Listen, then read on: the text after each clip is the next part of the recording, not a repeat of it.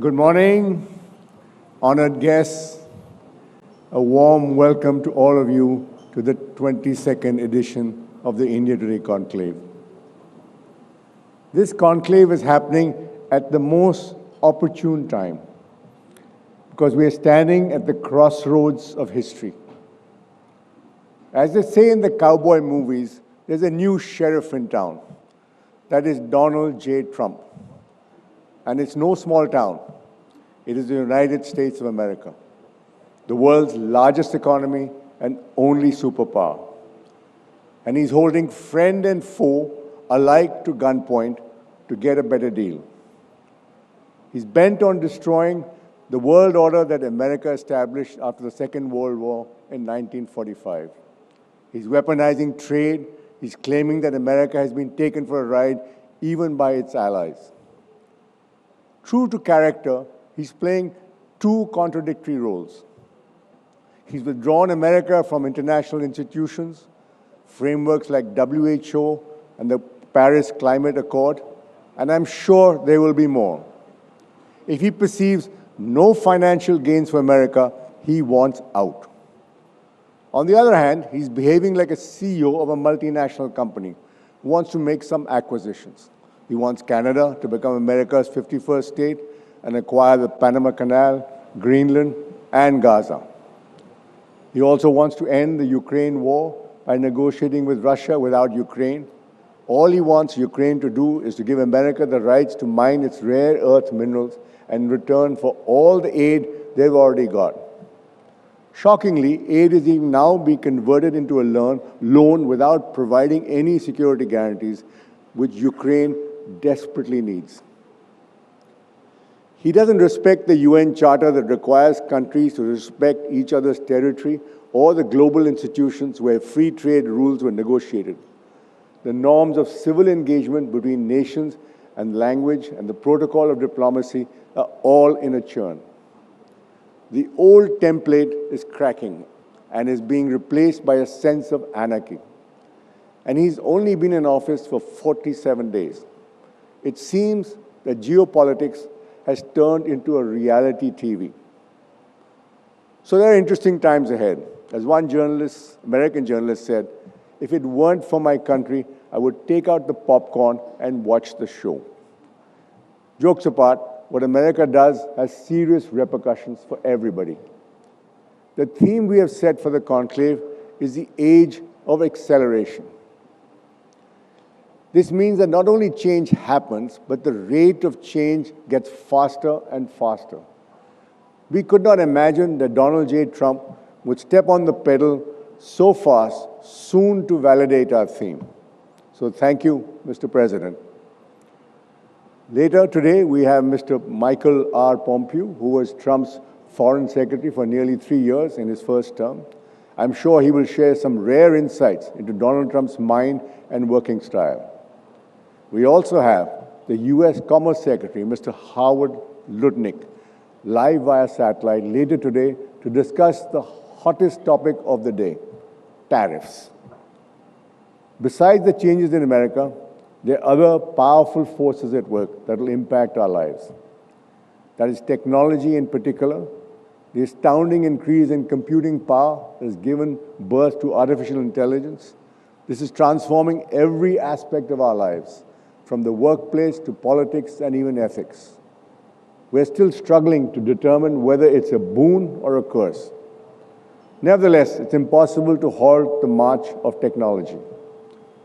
With Elon Musk right in the heart of administration, there's now even talk of techno-fascism.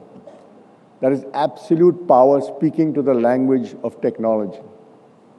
All aspects of government and society get technologized. The best one can do is to attempt to regulate it without losing its benefits. In the near future, artificial intelligence is predicted to surpass human intelligence. They call it the singularity. You can look at this with excitement or trepidation. I have some questions, though. If machines do everything, what will human beings do? What will be the jobs which will come from? What will be the people's source of income? The economy cannot run without consumers. Barbers probably be the last ones to lose their jobs. At least I wouldn't ever get my hair cut from an AI-powered robot, what is left of my hair.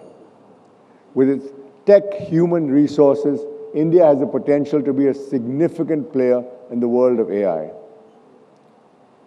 The Prime Minister is cognizant of this and has created rupees 10,300 crore India AI mission. One of the pioneers of AI, Sam Altman, said on his recent visit to India that India should be one of the leaders of the AI revolution. By the way, the images behind you are all generated on AI. AI genius art director Nilanjan Das does them. Is he here? Nilanjan, where are you? Please give him a round of applause. It's really amazing.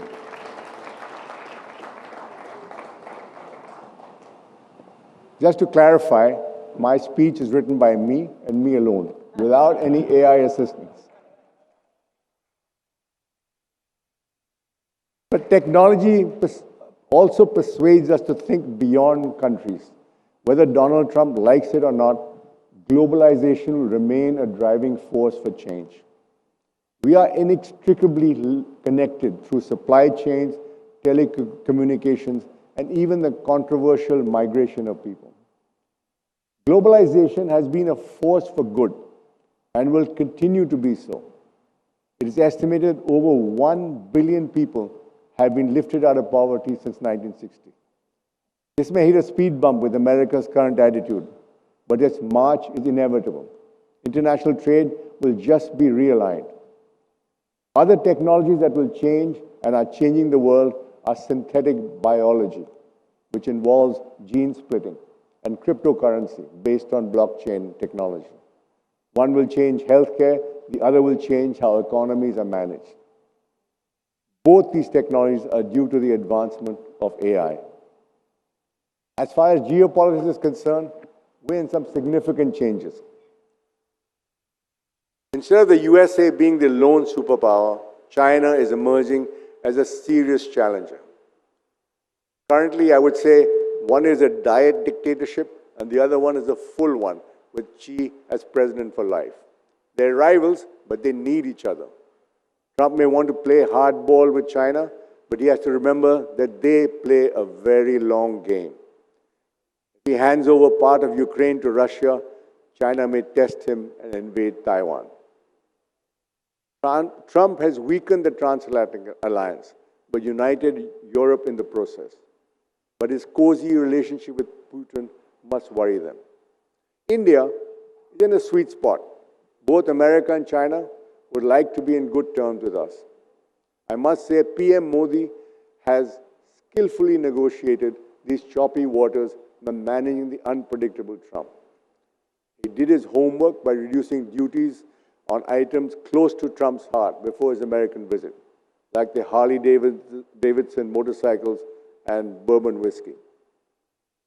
He's an experienced leader, having held 24 years of high public office. India is fortunate to have him on the international stage. Somebody the world takes seriously, not like a former comedian or a reality TV star. One of the unintended consequences of Trump's policies would be a much-needed aggressive opening up of the Indian economy to the world and deregulation to encourage foreign investment. We always seem to act better when faced with a crisis. There's no shortage of crises. We have climate change, the mother of all crises, and it is accelerating and affecting everything and everyone. And here we have a president of the country that historically has been the worst polluter in the world, and he's in denial. Unless the world acts in concert, it will be a terrible legacy to leave for our future generation. We cannot have this conclave without mentioning the massive success of Mahakumbh, which saw 660 million people over 45 days visiting it. It was the biggest gathering the world has ever seen. The architect of this spectacular event is the Chief Minister of UP, CM Yogi Adityanath, who will be the guest of honor tomorrow evening. Ladies and gentlemen, democracy survives only when those in power genuinely believe in democratic values. The checks and balances of institutions only work if those in power respect these values. Consider what Donald Trump is doing in a country with such strong institutions.